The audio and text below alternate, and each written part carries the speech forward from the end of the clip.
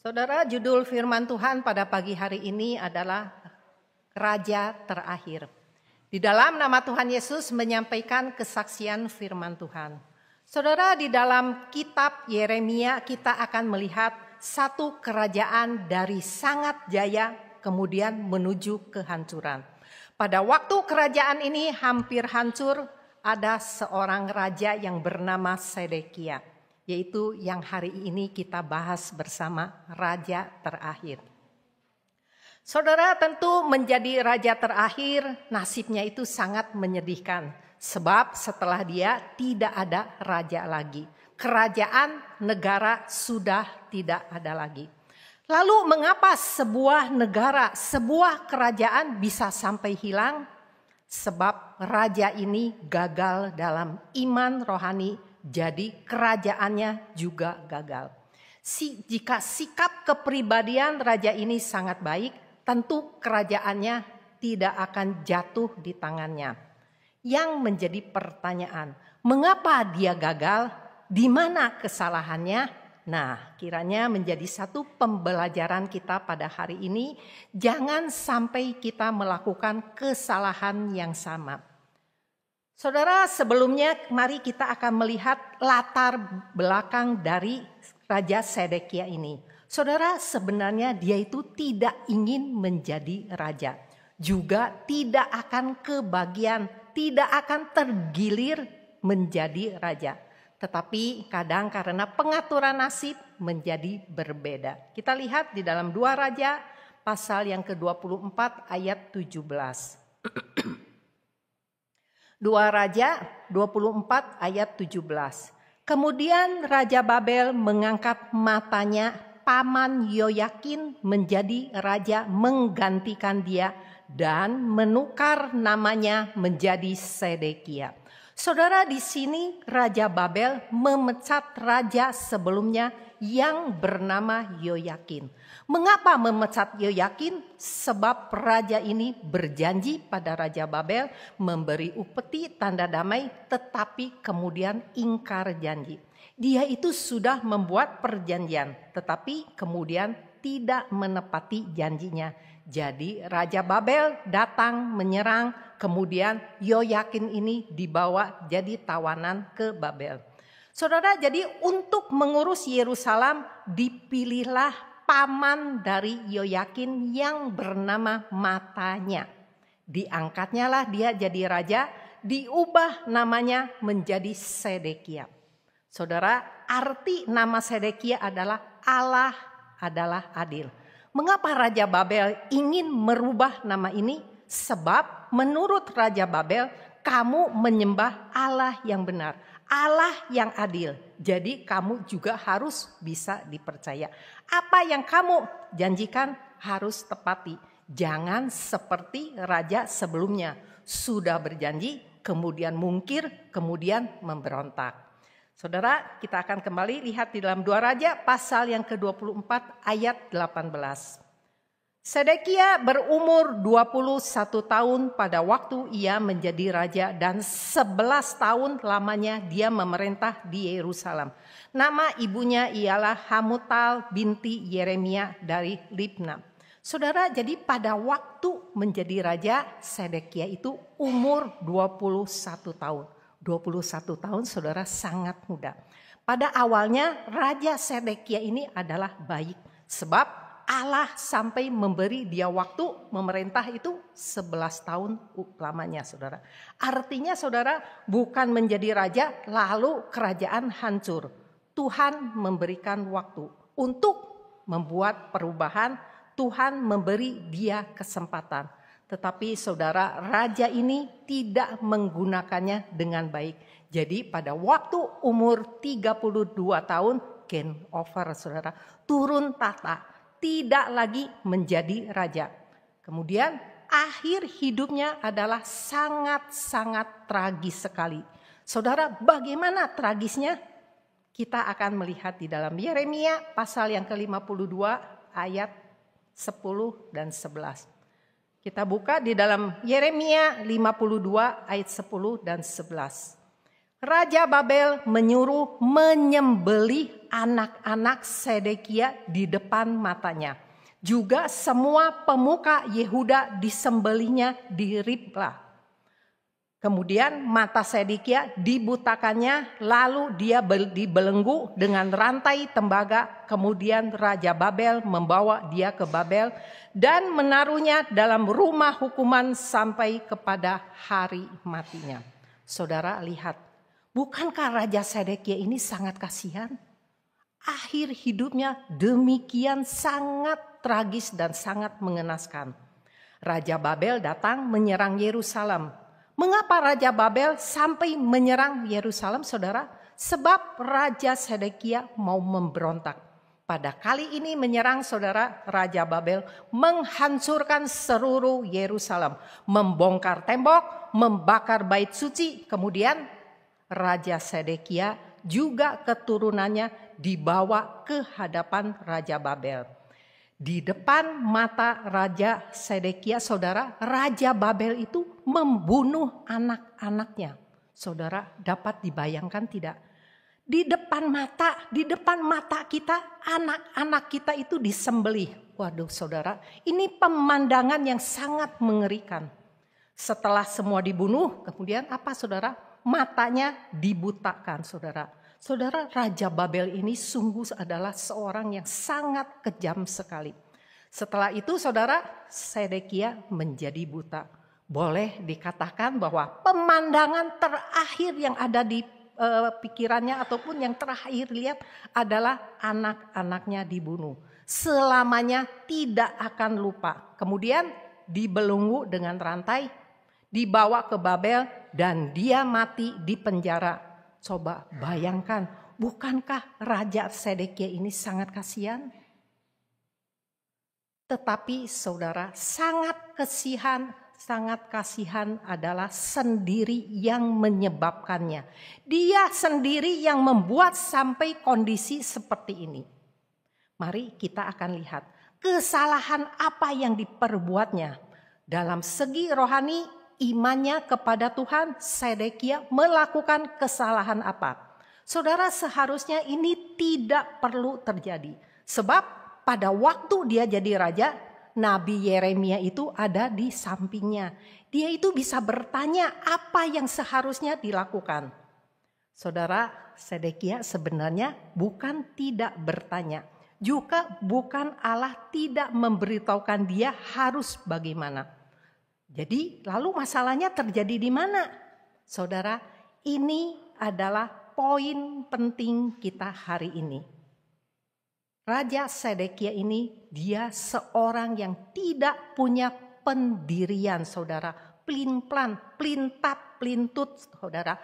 Tidak konsisten, berubah-ubah. Kalau di dalam bahasa Mandarin itu lebih artinya lebih kena, saudara. San Sing Liang I. Apa artinya, saudara? 3 hati, 2 niat. Betul tidak, Lause artinya?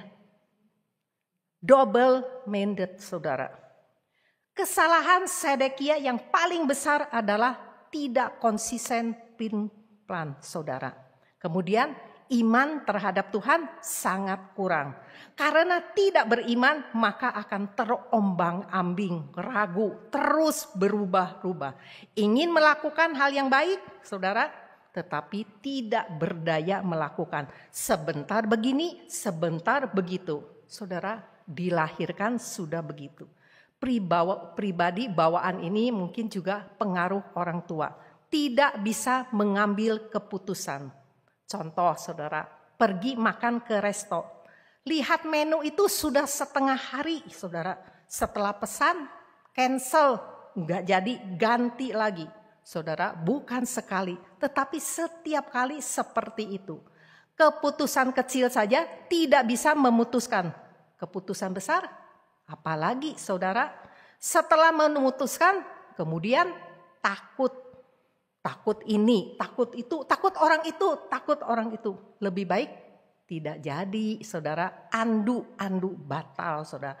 Ini yang disebut tidak punya pendirian, double minded. San Sing Liang I, saudara. Mari kita akan melihat bagaimana pelin-pelannya Sedekia. Kita lihat di dalam Yeremia pasal 34 ayat yang ke-10. Yeremia 34 ayat 10. Maka semua pemuka dan segenap rakyat yang ikut serta dalam perjanjian itu menyetujui bahwa setiap orang akan melepaskan budaknya laki-laki dan budaknya perempuan sebagai orang merdeka. Sehingga tidak ada lagi yang memperbudak mereka. Orang-orang itu menyetujuinya lalu melepaskan mereka. Saudara, Raja Sedekia dan pemuka rakyat mengadakan perjanjian. Perjanjian apa? Perjanjian bahwa mereka itu menyetujui setiap orang akan melepaskan para budak sebagai orang yang merdeka. Akan tetapi saudara, baru melakukan setengah, ayat 11, mereka itu sudah berubah pikiran. Kita lihat ayat 11. Tetapi sesudah itu mereka berbalik pikiran, lalu mengambil kembali budak-budak lelaki dan perempuan yang telah mereka lepaskan sebagai orang merdeka itu dan menundukkan mereka menjadi budak laki-laki dan budak perempuan lagi. Jadi saudara berjanji setuju akan melepaskan budak-budak, tetapi kemudian berubah pikiran. Budak-budak yang sudah dilepaskan itu diambil lagi, saudara. Lalu kenapa umat bisa berbalik pikiran, saudara? Sebab raja juga tidak mengatakan apa-apa. Raja mengizinkan mereka berbuat demikian. Saudara, jadi karena hal ini Tuhan itu sangat marah. Mengapa Tuhan sangat marah? Kita lihat di dalam ayat Yeremia 34 ayat 15. Yeremia 34 ayat 15. Hari ini kamu telah bertobat dan melakukan apa yang benar di mataku. Mereka berbuat benar, bertobat. Karena setiap orang memaklumkan pembebasan kepada saudaranya. Dan kamu telah mengikat perjanjian di hadapanku di rumah yang atas namaku diserukan. Jadi saudara, mereka itu berjanji kepada Tuhan akan melakukan perbuatan yang benar. Tetapi kita lihat ayat 16. Tetapi kamu berbalik pikiran dan telah menajiskan namaku. Kamu masing-masing telah mengambil kembali budaknya laki-laki dan budaknya perempuan. Cukup sampai di sini. Saudara, jadi mengambil kembali budak-budak yang sudah dilepaskan. Saudara, tentunya hal ini seizin raja. Mungkin raja juga melakukan hal yang sama. Jadi bertobat setengah, kemudian berbalik lagi. Saudara, bertobat setengah bukan jadi setengah. Bertobat setengah sama dengan 0. Bukan saja 0, saudara. Tuhan berkata, kamu menajiskan namaku. Kalian sudah berjanji kepadaku akan melakukan kebaikan. Sudah berjanji akan membebaskan. Lalu kenapa sekarang setelah berbuat setengah kemudian tidak melakukan lagi?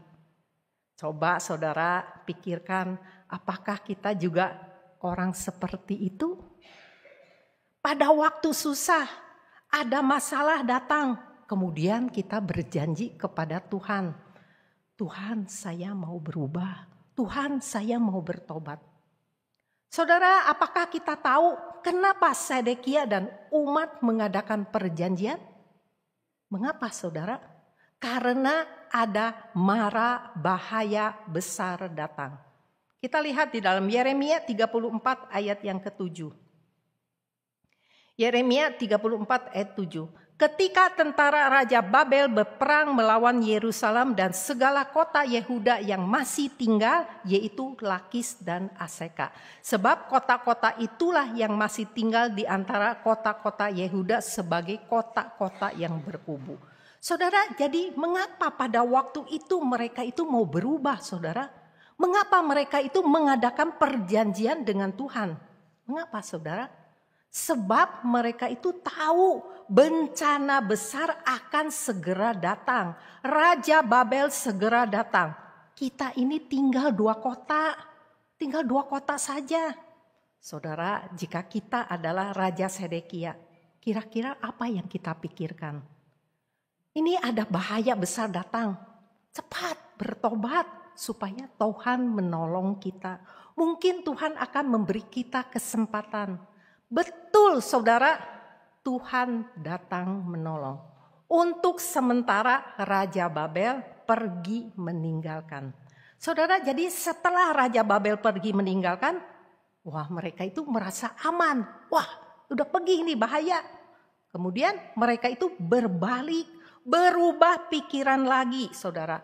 Berubah pikiran lagi saudara, apa yang terjadi? Balik lagi itu Raja Babel. Ternyata Raja Babel itu hanya sementara pergi. Lalu bagaimana kita tahu bahwa Raja Babel itu hanya sementara pergi? Kita akan lihat di dalam Yeremia pasal yang ke-34 ayat 21. Yeremia 34 ayat 21. Juga Sedekia Raja Yehuda beserta para pemukanya akan kuserahkan ke dalam tangan musuh mereka dan ke dalam tangan orang-orang yang berusaha mencabut nyawa mereka dan ke dalam tangan tentara Babel yang sekarang telah berangkat daripada kamu. Saudara, pada waktu itu Raja Babel itu sementara pergi. Sedekia dan rakyat merasa apa saudara? Aman. Waduh, masalah kita sudah selesai. Tidak ada orang yang mengintimidasi. Tidak ada orang yang akan menyerang kita. Apakah masih perlu bertobat? Mau tidak saudara? Perlu bertobat lagi? Tidak. Ambil lagi budak-budak itu. Tidak usah. Biarkan mereka itu bekerja kembali. Saudara, manusia adalah makhluk yang sangat fleksibel dan cepat beradaptasi. Mengapa mau bertobat saudara? Sebab ada bencana besar datang. Baiklah, sekarang bencana besar itu sudah berlalu, sudah lewat. Perlu berubah. Balik lagi saudara, kembali seperti dulu lagi. Bukankah kadang kita seperti itu saudara? Tiap kali berdoa, tolong, Tuhan tolong, Tuhan berbelas kasih, saya tidak akan sama lagi, saya akan berubah, saya akan mengasihi Engkau, saya akan melakukan perintah-Mu, saya akan rajin kebaktian, saya akan memberi persembahan, saya akan mulai melayani, Tuhan tolong, Tuhan pokoknya Engkau harus menolong aku saudara, tolong sembuhkan penyakit saya. Baiklah saudara, kita berubah. Tuhan menyelesaikan masalah. Saudara, Raja Babel sementara pergi. Kemudian kita jadi bagaimana? Kembali lagi seperti dulu saudara. Janji-janji kita kepada Tuhan, kita buang ke tempat yang jauh. Saudara, sama sekali bukan benar-benar berubah. Hanya berakting saudara. Supaya apa? Supaya Tuhan melihat. Apakah Tuhan tidak tahu? Kita tahu Tuhan tidak begitu mudah untuk tertipu saudara. Di sini Tuhan berkata, Raja Babel hanya sementara mundur daripada kamu. Aku akan memanggil mereka kembali. Adalah Tuhan yang memanggil Raja Babel kembali. Saudara, Tuhan membiarkan kita menghadapi masalah, kita menghadapi sakit penyakit adalah supaya sikap perilaku kita itu bisa berubah. Kadang saudara setelah masalah selesai saudara, sakit penyakit disembuhkan, saudara kadang kita tidak ada perubahan saudara, kita itu kadang kembali lagi kepada sikap yang sebelumnya. Saudara, sedikit banyak ada jemaat yang seperti ini. Tidak nongol-nongol saudara, tiba-tiba muncul. Pasti ada sesuatu. Ditelepon, dibesuk, sebelumnya tidak mau peduli. Tiba-tiba muncul, pasti ada kejadian. Tolong gereja bantu doa, saya mau berubah. Saudara, setelah dapat pertolongan Tuhan, merasa lega, masalah ada penyelesaian, hilang lagi saudara. Orang yang tidak punya pendirian, pelintat-pelintut saudara, bukan betul-betul mau bertobat.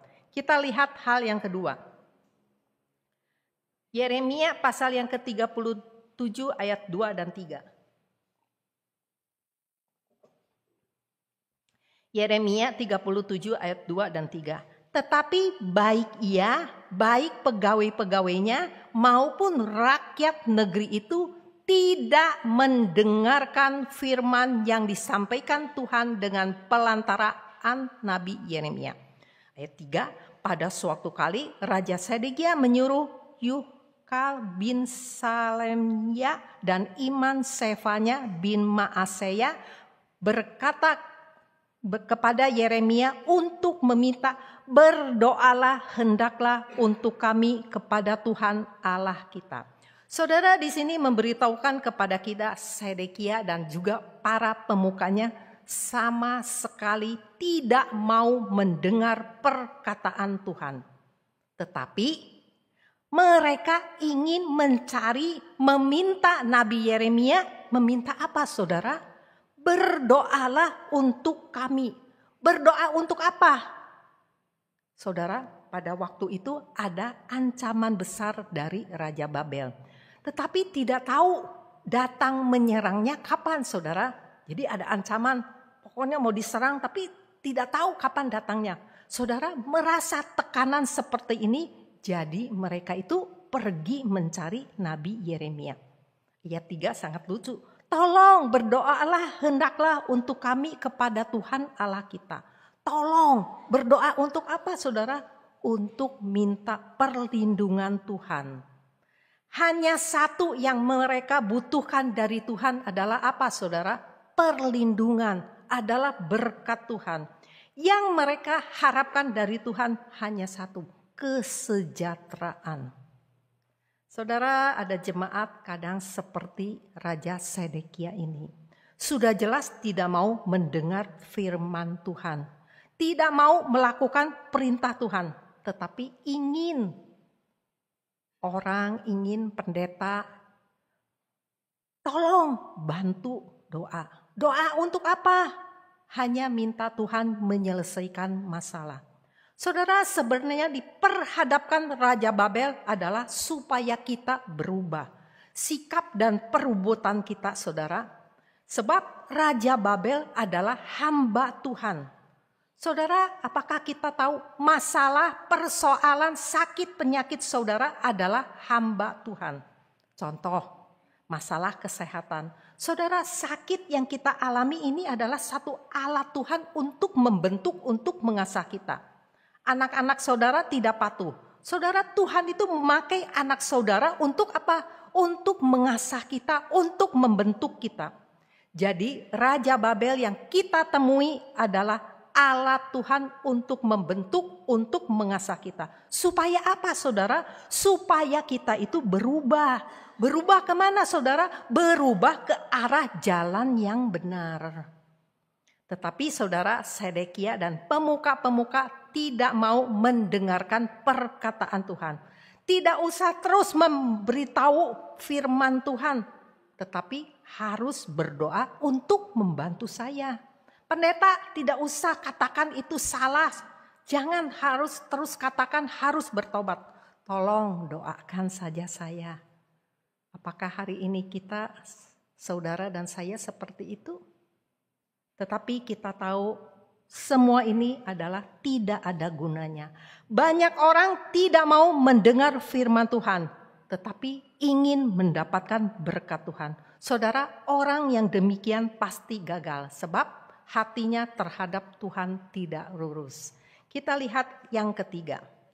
Yeremia 21 ayat 1 dan 2. Yeremia 21 ayat 1 dan 2.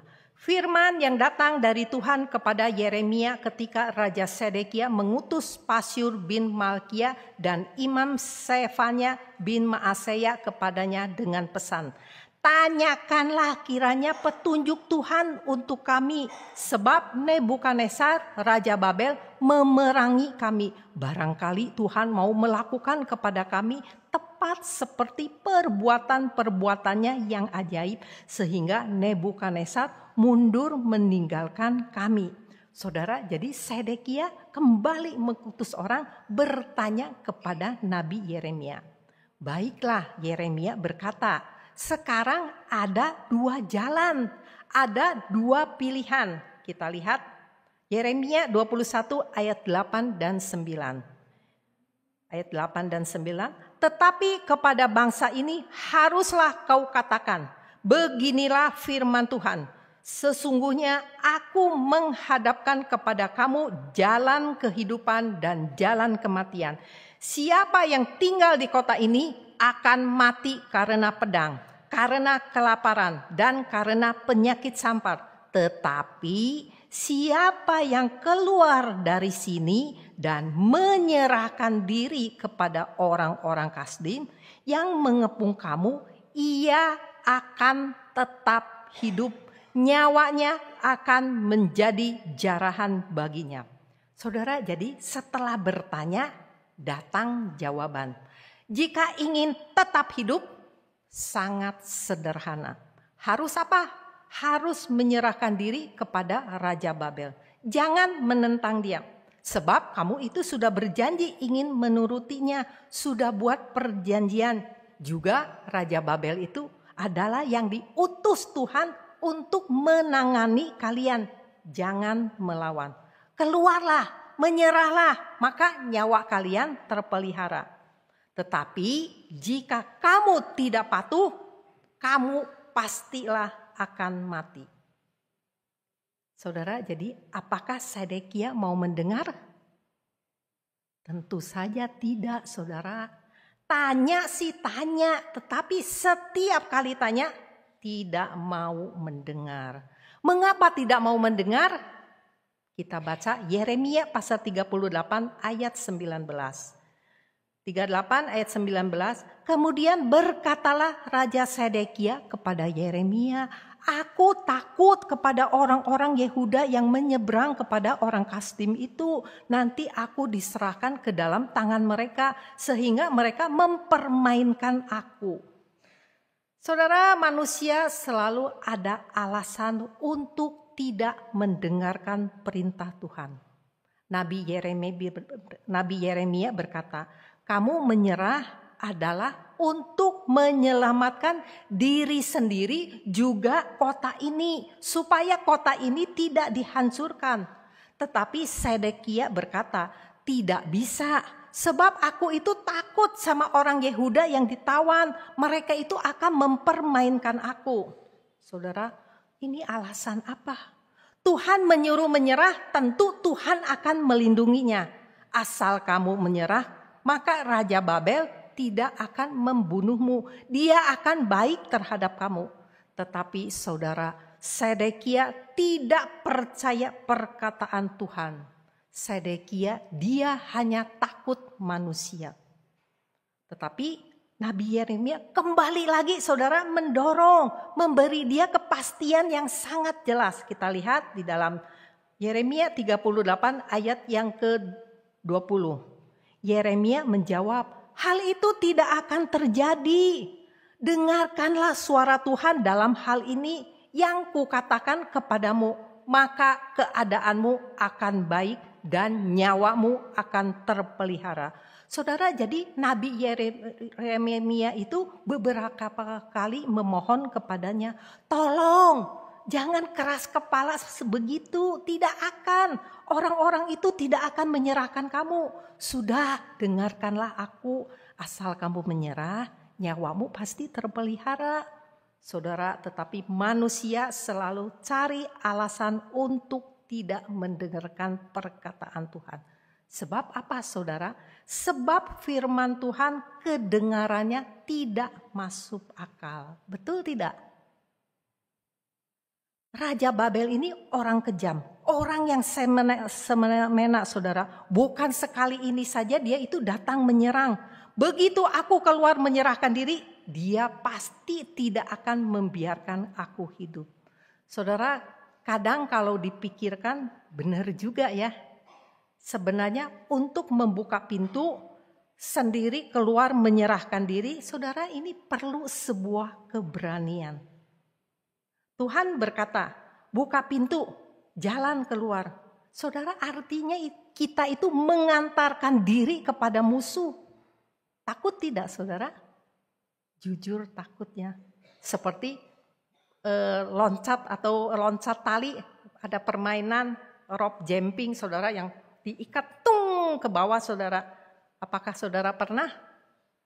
Saya belum pernah, saudara, tidak akan berani. Saudara, sudah ada tali pengaman, saudara. Kita itu sudah diikat seperti bacang, seperti lepet, saudara. Tetap kita merasa takut. Tidak berani loncat, saudara, harus didorong dari belakang.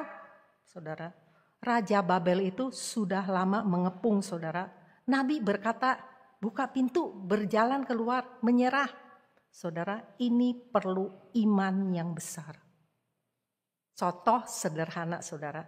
Perintah Tuhan adalah ingatlah dan kuduskanlah hari Sabat. Kamu menghormatinya dan tidak mengurus urusanmu, Tuhan akan memberkati. Bos berkata, kamu tidak masuk kerja Sabtu, aku PHK. Saudara, pilih yang mana? Tidak mudah, saudara, berat, saudara. Kita tentu banyak sekali alasan. Kalau saya tidak kerja, bagaimana? Anak saya mau makan apa, saudara? Saudara, kita manusia cenderung memilih jalan yang lain. Tetap berkeras, saya ingin pakai cara sendiri. Saya tidak mau membuka pintu keluar menyerahkan diri. Saudara, apakah kita tahu sebenarnya saudara membuka pintu bukan membuka pintu untuk musuh. Saudara membuka pintu adalah supaya Tuhan memimpin kita. Tuhan sedang membuka jalan hidup. Tetapi kita tidak mau membuka pintu ini. Saudara tidak mau membuka pintu, Tuhan tidak bisa membantu saudara. Saudara, jadi sangat disayangkan pilihan Raja Sedekia. Aku tidak mau. Sudah aku pikirkan, aku tidak berani. Sedekia tidak berani menghadapi tekanan, juga tidak mau berubah. Sebab dia juga tidak tahu, saudara, setelah pintu dibuka, apa yang akan terjadi? Apakah benar seperti firman Tuhan yang dikatakan? Saudara, tidak dengar, ya tidak dengar, saudara. Tuhan juga tidak memaksa dia. Tetapi saudara, tidak dengar juga ada akibat. Apa akibat tidak mau dengar, saudara?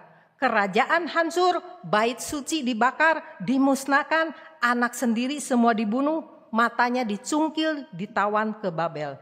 Raja terakhir, saudara, mata buta, sendirian, kesepian, mati di dalam kegelapan Babel. Saudara, ini adalah nasibnya. Dia sendiri yang memilih, tidak bisa menyalahkan orang lain. Tuhan dan Nabi sudah memberi dia jalan hidup. Saudara, hari ini juga Tuhan memberi kita pilihan. Tuhan sering memberi kita pilihan jalan hidup dan jalan kematian. Kita lihat di dalam Matius pasal yang ke-7 ayat 13 dan 14. Matius 7 ayat 13 dan 14. Masuklah melalui pintu yang sesak itu, karena lebarlah pintu dan luaslah jalan yang menuju kepada kebinasaan. Dan banyak orang yang masuk melaluinya. Karena sesaklah pintu dan sempitlah jalan yang menuju kepada kehidupan dan sedikit orang yang mendapatinya. Saudara, jalan Tuhan sering adalah sempit, saudara. Pada waktu saudara berjalan di sana, saudara akan merasa tidak nyaman, saudara. Bertentangan dengan kepribadian kita, keinginan yang ada di dalam sini, saudara. Bukan merupakan pilihan utama kita. Sebab firman Tuhan tidak akan membuat kita nyaman. Saudara, mengapa? Sebab berubah itu adalah sangat menderita, saudara. Harus mengakui kita ini salah, harus mengakui saya ini lemah, harus mengakui bahwa saya tidak mampu. Ini adalah sesuatu hal yang tidak enak. Merubah diri adalah sangat menderita, tetapi sering ini adalah jalan hidup. Kalau tidak mau berubah, artinya sedang berjalan di jalan kebinasaan. Saudara, jadi melalui raja terakhir ini kita tahu akhir dari orang ini. Akhir orang ini adalah sendiri yang menyebabkan. Seorang yang tidak punya pendirian, seorang yang pelin-pelan, tidak ada iman, tidak mau mendengarkan perkataan Tuhan, tidak mau melakukan perintah Tuhan, hanya mau pertolongan Tuhan. Kelihatannya seperti sedang bertobat, bertanya harus bagaimana, tetapi kemudian tidak mau melakukan perubahan. Saudara, semua hal ini adalah masalah besar Raja Sedekia. Apakah hal-hal ini juga merupakan masalah besar saudara dan saya? Amin. Demikianlah firman Tuhan pada pagi hari ini, kiranya memberikan satu pencerahan di dalam kerohanian kita. Kiranya segala puji, hormat hanya bagi Tuhan kita, Yesus Kristus.